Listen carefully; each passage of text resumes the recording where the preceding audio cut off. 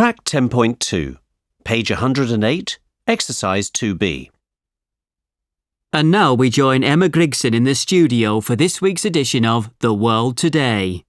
Good morning and welcome to The World Today.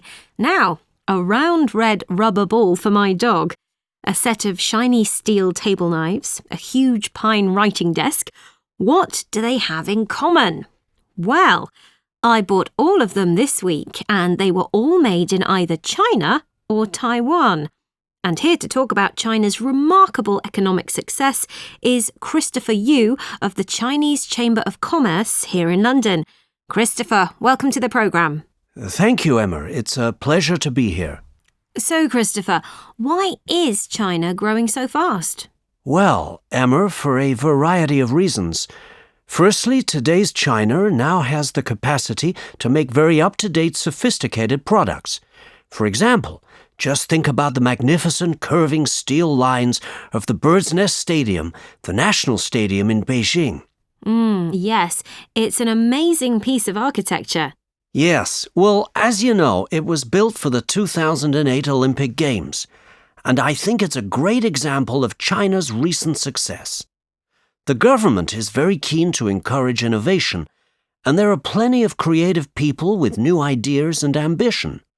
Well, like the Chinese designer of the national stadium, Li Xingang, for example.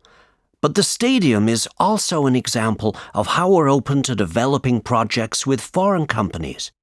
It was a joint venture with a leading Swiss engineering firm. This kind of collaboration creates more jobs and brings the Chinese economy in closer contact with international markets.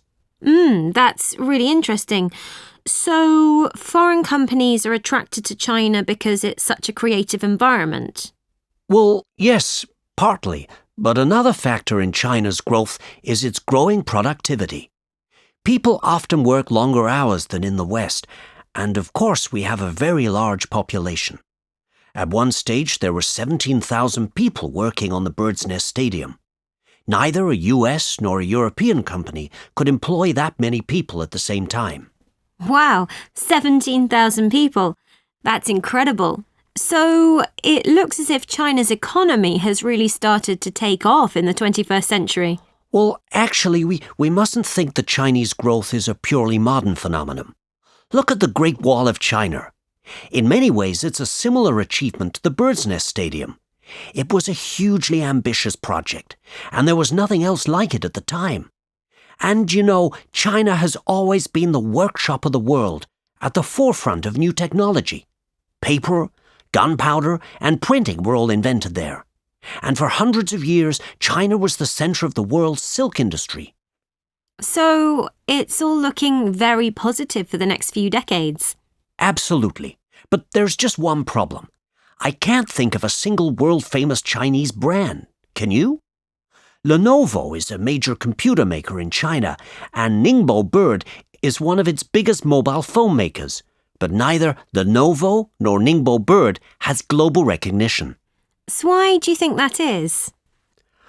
Well, I think to a large extent it's because most Chinese companies are either owned by foreign companies or just make parts of other products.